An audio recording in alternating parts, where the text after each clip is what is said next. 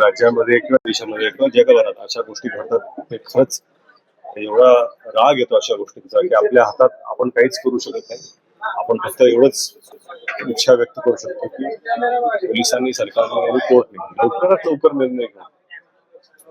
त्याच्यावर कारवाई करणं अतिशय गरजेचं आहे. पण जेवढ्या लवकरात लवकर याच्यावरती निर्णय होतील तेवढे बरे असतील.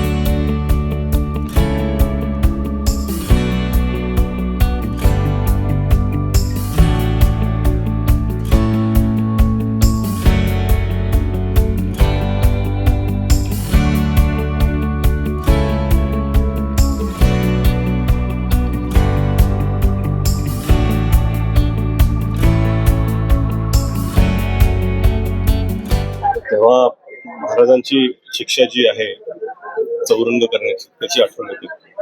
आणि मला वाटतं की आपल्या राज्यामध्ये किंवा देशामध्ये किंवा जगभरात अशा गोष्टी घडतात ते खरंच एवढा राग येतो अशा गोष्टींचा की आपल्या हातात आपण काहीच करू शकत नाही.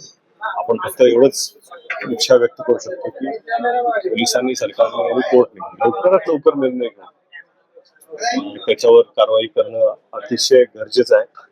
आणि रोखठोक कारवाई केली की त्याची भीती, त्याचा दबदबा हा कायम दरारा हा अशा व्यक्तींच्या मनात असला पाहिजे जे असे विचार करू शकतात. अशा विरुद्ध नाही, कायदे मला वाटतं की काय आहे की अशा गोष्टी घडतात तेव्हा आपल्याला धक्का बसतोच. आपल्याला वाईट वाटतं. क्रोध, आक्रोश, जन आक्रोश हे होणं साहजिकच आहे.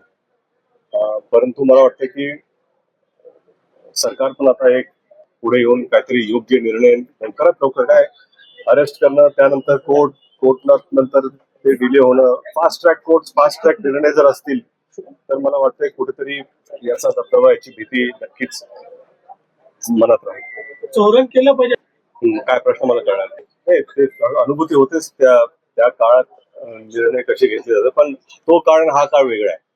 हे पण आपण समजून घ्यायला पाहिजे. आपल्याकडचे नियम वेगळे आहेत. आपले कॉन्स्टिट्यूशन आहे, आपले लिगल काय आपल्या नियमातच राहून जे काय करायचं ते करावं लागतं.